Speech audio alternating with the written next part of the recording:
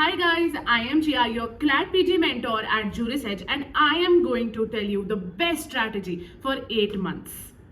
First is evaluate PYQs. तो हमेशा सब लोग बोलते हैं कि PYQs देखने चाहिए एग्जामिनेशन के लिए, किसी भी एग्जामिनेशन के लिए, एंड उनको इवेल्युएट करना चाहिए, उनको समझना चाहिए। तो क्या समझना चाहिए, कैसे करना है ये सब, तो मैं आपको एकदम परफेक्टली स्पून फीड कर देती हूँ एंड आपको बता देती हूँ कि आपको कैसे इवेल्युएट करना है PYQ से, उनसे आपको क्या मिलेगा। ठीक है, फर्स्ट इज कि आपको PYQs करने हैं इवेल्युएट, लेकिन कहाँ से करने हैं, कौन से करने हैं, आपको नहीं मालूम। तो 2021 में जो पैटर्न है वो काफी ज्यादा चेंज हो गया था एंड उसके बाद से 2021 के बाद से वही पैटर्न फॉलो किया जा रहा है। तो 2021, 22, 23 एंड 24 का जो पेपर है वो उसी टाइप के पैटर्न पे है। तो आपको यही 4 पेपर्स को देखना है एंड इवेल्युएट करना है। अदर देन दैट आपको 2020 का भी पेपर एक बार देख लेना चाहिए ताकि आपको ये समझ में आ जाए कि क्या ड्रास्टिक चेंज आया है इन 2020 and 2021 paper. Other than that आपको सेकेंड लेवल पे क्या करना है कि आपको ये समझना है कि कौन कौन से सब्जेक्ट्स आपके लिए नेसेसरी है पढ़ना या रिवाइज करना फॉर क्लैट पीजी। क्योंकि मोस्टली क्या होता है कि काफी सारे ऐसे सब्जेक्ट्स होते हैं जिसमें हम फालतू में टाइम वेस्ट कर रहे होते हैं, क्योंकि हमको मालूम है कि सब्जेक्ट बेसिस भी क्वेश्चन आते हैं, रीसेंट जो भी न्यूज होती है उस पर भी क्वेश्चंस आते हैं, केस लॉस पे क्वेश्चंस आते हैं। तो इतना सारा सिलेबस है, सब पे से तो क्वेश्चन नहीं आ सकते, क्योंकि पैटर्न के हिसाब से एक पैराग्राफ के बेसिस पे 5 या 10 क्वेश्चंस आते हैं। तो एक पैराग्राफ हर चीज को तो एंटेल नहीं कर सकता है, करेक्ट। तो देयरफॉर सब्जेक्ट्स और क्या आता है क्या नहीं आता ये आपके लिए समझना जरूरी है। Some things are very important for you to understand on your own level, correct. तो सब्जेक्ट्स आपके लिए समझना जरूरी है। Guys, by the way, we are starting our CLAT PG 2024 Hive course soon, which you can enroll for, and you can also avail free demo classes. How does that sound? Second है कि आपको pattern समझना पड़ेगा बहुत ज्यादा अच्छे से इस पेपर का, क्योंकि पैटर्न एवर चेंजिंग रहा है। 2021 में एक बार चेंज हुआ और अभी भी एक बहुत छोटा सा चेंज आया है, बहुत सिग्निफिकेंट चेंज नहीं है, लेकिन वो चेंज है जिससे हमको इफेक्ट पड़ता है, सीधी बात है। अब वो क्या चेंज है, जैसे पहले क्या होता था कि 12 पैसेजेस के बेसिस पे पर पैसेज पे 10 क्वेश्चंस आते थे।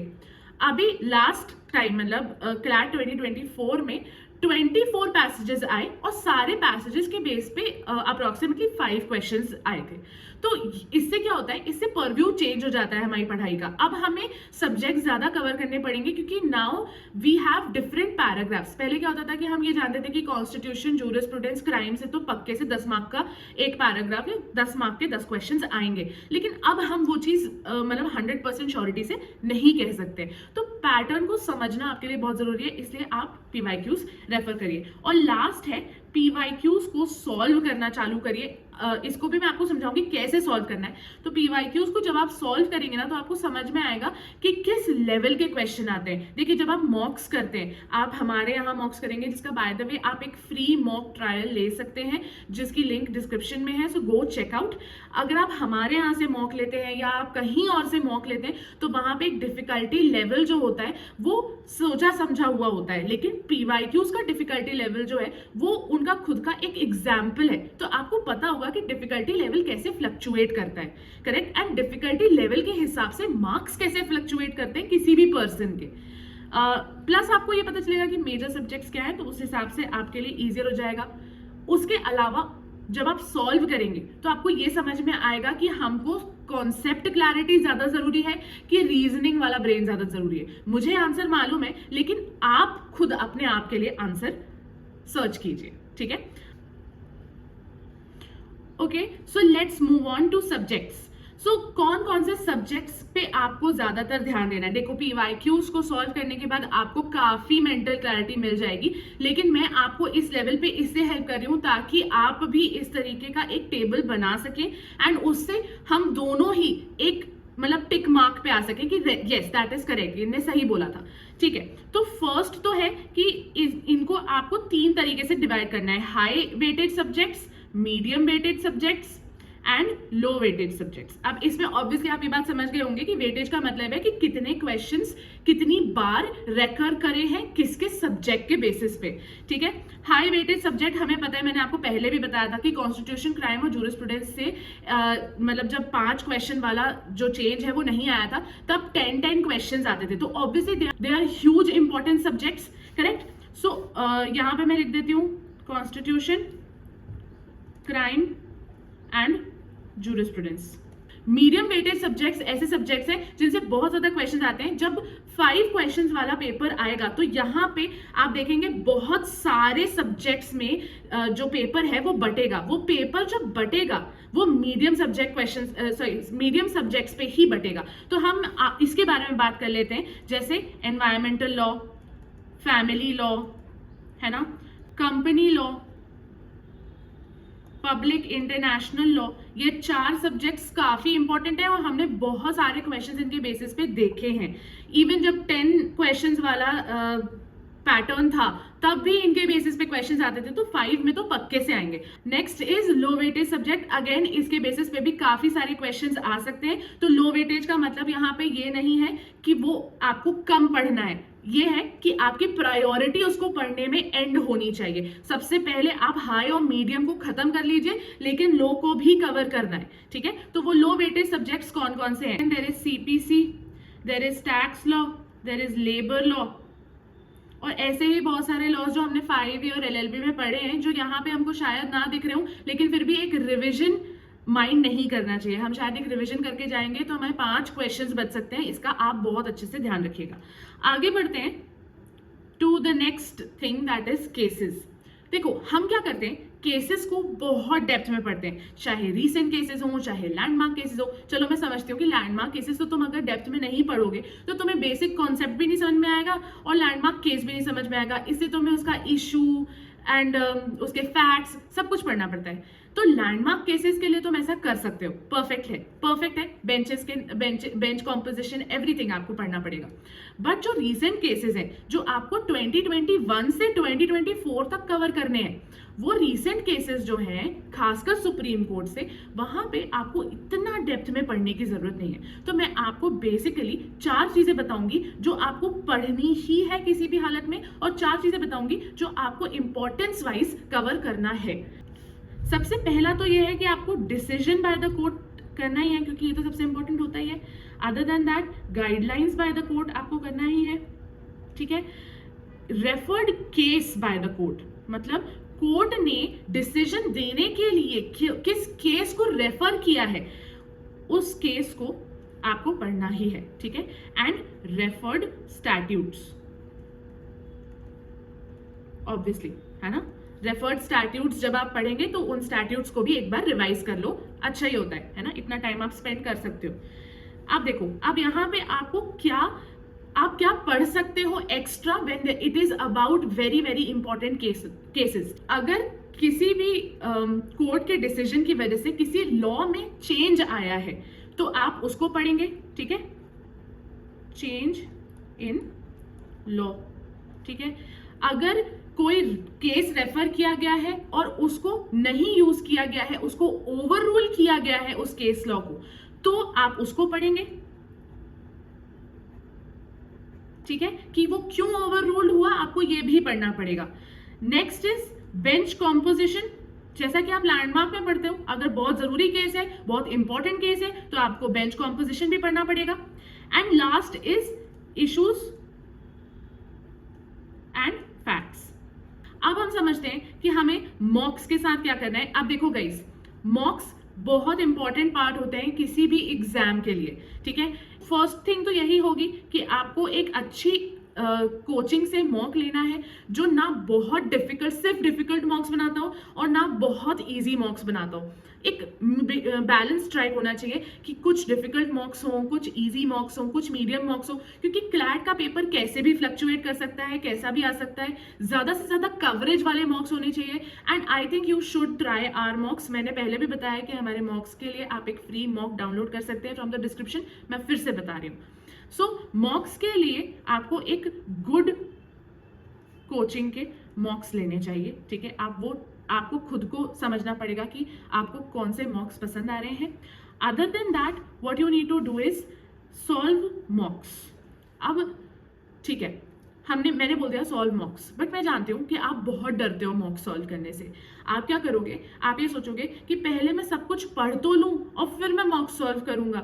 लेकिन उसमें क्या होता है ना कि आप पढ़ने में इतना टाइम लगा देते हो कि आपको समझ में नहीं आता है कि आप मॉक्स सॉल्व करने में प्रोक्रेस्टिनेशन कर रहे हो. आप बहुत ज़्यादा उसको प्रोक्रेस्टिनेट करने लगोगे एंड एट द एंड आपने सिर्फ 5 या 6 मॉक्स सॉल्व किए होंगे और आपका कुछ भी कॉन्फिडेंस बिल्ड नहीं हो पाएगा. देयरफॉर आपको मॉक्स सॉल्व करने हैं from the month of April itself. अगर आपने अभी भी स्टार्ट नहीं किया है तो every Sunday on April you should have a mock and you should solve a mock. ठीक है. अदर देन दैट आपको क्या करना है, third and the most important thing is analysis. तो जब आप एनालिसिस कर रहे हैं तो आप अपने मॉक को 3 पार्ट्स में डिवाइड करिए. ठीक है. एक तो होते हैं राइट क्वेश्चंस, एक होते हैं रॉन्ग क्वेश्चंस और एक होते हैं अनअटेम्प्टेड. तो ये जो राइट क्वेश्चंस होते हैं ये आपकी लास्ट प्रायोरिटी होनी चाहिए, so that way we are going to go up the ladder and not down the ladder. तो पहले आप अनअटेम्प्टेड क्वेश्चंस लेंगे और उसमें अपना 100% देंगे कि आप उसको अटेम्प्ट कर पाए. इवन आपके पास अगर बिल्कुल भी नॉलेज नहीं है तो भी आप पैसेज पढ़ के आप कुछ भी करके आप उसको अटेम्प्ट करने की कोशिश करिए. Pick any answer and just attempt it. ठीक है. And leave it aside. ठीक है. अब आप उसको नहीं एनालाइज करेंगे पहले, अब आप जाएंगे रॉन्ग क्वेश्चंस के पास. एंड इन रॉन्ग क्वेश्चंस के लिए for the first 3 months at least April, May and June आपको यही करना है, क्योंकि इसके बाद आपकी हैबिट बन जाएगी माइंड में नोट्स लेने की. तो आपको क्या करना है कि रॉन्ग क्वेश्चंस को उठा के उनके बाजू में ये लिखना है कि आपने क्या रीजनिंग लगाई थी और आपका आंसर ये क्यों है. ठीक है. एंड देन यू चेक कि उसका राइट आंसर क्या है and then you compare your reasoning with the reasoning given in your answer key, and then you will understand कि वो reasoning का जो game है वो किस तरीके से खेला जाता है, उनकी reasoning क्यों different है आपकी reasoning से. तो आपको बहुत सारे ऐसे pointers मिल जाएंगे and then you make notes of those pointers जो आपको elimination में आगे जाके मदद करेंगे. And the last is right. तो सही वाले questions के लिए अपने आप को लड्डू जरूर खिलाइएगा, है ना. ओके. सो अब ये जो अनअटेम्प्टेड वाले क्वेश्चन हमने बिना चेक करे छोड़ दिए थे उनके साथ भी आप सेम यही चीज करिए. राइट एंड रॉन्ग में आप उनको बांट दीजिए एंड रॉन्ग वाले क्वेश्चंस के लिए आप अपनी रीजनिंग लिखिए और उनकी रीजनिंग देखिए. प्लस अगर आपने कोई टॉपिक नहीं पढ़ा है, कोई ऐसा सब्जेक्ट आ जाता है जो आपने नहीं पढ़ा है और वो मॉक में आ रहा है तो उसको आप पढ़ लीजिए. ठीक है. एंड मॉक्स के साथ सबसे लास्ट स्टेज ये होती है कि आपको मॉक्स को ट्रैक करना बहुत जरूरी है. ये सबसे जरूरी चीज होती है फॉर अ पर्सन्स ब्रेन. अगर आप एक चार्ट बना लेते हैं जिसमें आप हर संडे अपने मॉक के स्कोर्स को ट्रैक करते हैं तो आपकी हमेशा एक हैबिट बन जाएगी अपने आप से कंपटीशन करने की and that will take you to a good score. और फिर उसके बाद आप इस तरीके से जा सकते हैं कि बाकी लोगों के कितने मॉक मार्क्स आ रहे हैं जब तक आपके कॉन्सेप्ट्स भी काफी ज्यादा क्लियर हो चुके होंगे. तो tracking your mock scores is equally important as is to solve and analyse them and to take mocks from a good coaching is also very very important. आप जब भी ये वीडियो देख रहे हैं इसके बाद आपके पास 2 दिन है, आप PYQs को उठाइए और इवैल्यूएट कीजिए. उसके बाद जो भी उसका आंसर आता है एंड ऑल वो एक नोटबुक में लिख लीजिए. ठीक है. अदर देन दैट जब आप सॉल्व करेंगे तो PYQs को सॉल्व करने का ऐसे रखिएगा कि आप अपनी पूरी जर्नी में इन 4 PYQs को बांट लीजिए. जैसे आज से 2 महीने बाद आप 2022 का पेपर सॉल्व करेंगे और आज आप शायद 2021 का मॉक सॉल्व कर सकते हैं. ठीक है. आप खुद अपने आप के लिए पिक कर सकते हैं. आप चाहें तो 2024 का मॉक पहले सॉल्व करिए, फिर 2023 का 2 मंथ्स बाद कर सकते हैं. ये आपके ऊपर है, लेकिन आप इसको पूरी अपनी जर्नी के साथ बांट लीजिए. ठीक है. Next is subjects high, medium and low importance वाले जो सब्जेक्ट हैं इनको आपको एंड में करना है. मीडियम को आपको हाई कंप्लीट हो जाने के बाद करना है. तो अभी आपको स्टार्ट करना है with constitution, crime and jurisprudence. Jurisprudence के लिए हमने एक बहुत ही इंपॉर्टेंट वीडियो डाला है. अगर आप इसको मिस आउट कर जाते हैं तो आपने बहुत कुछ मिस आउट कर दिया, क्योंकि उसमें बहुत इंपॉर्टेंट लेक्चर है एंड आप यहाँ से उसको जाके रेफर कर सकते हैं. ठीक है. नेक्स्ट कमिंग टू केसेस, तो केसेस के लिए हम आपको बता दें कि आपको आज से पढ़ना चालू करना पड़ेगा क्योंकि यही सबसे बड़ा पार्ट ऑफ योर सिलेबस है। एंड हम daily legal updates and important judgments हमारे टेलीग्राम ग्रुप पे पोस्ट करते हैं, तो आपको हमारा टेलीग्राम ग्रुप ज्वाइन करना पड़ेगा। प्लस हम मंथली मोस्ट इंपॉर्टेंट जजमेंट्स का एक शॉर्ट डालते हैं इसी यूट्यूब चैनल से, तो आपको इस यूट्यूब चैनल को सब्सक्राइब कर लेना चाहिए। एंड द लास्ट इज मॉक्स, तो वो मॉक्स के लिए मैं आपको बता चुकी हूँ, आपको हर हफ्ते मॉक्स देने at least until July. After July अगस्त एंड सितंबर में डिफरेंट फ्रीक्वेंसी रहेगी ऑफ मॉक्स, एंड फिर सितंबर के बाद डिफरेंट फ्रीक्वेंसी रहेगी। So therefore stay tuned and I am going to tell you everything, but for that you have to subscribe. Next video जो आ रहा है that is about how to crack CLAT PG without coaching, and for that you will have to stay tuned and subscribe. Bye.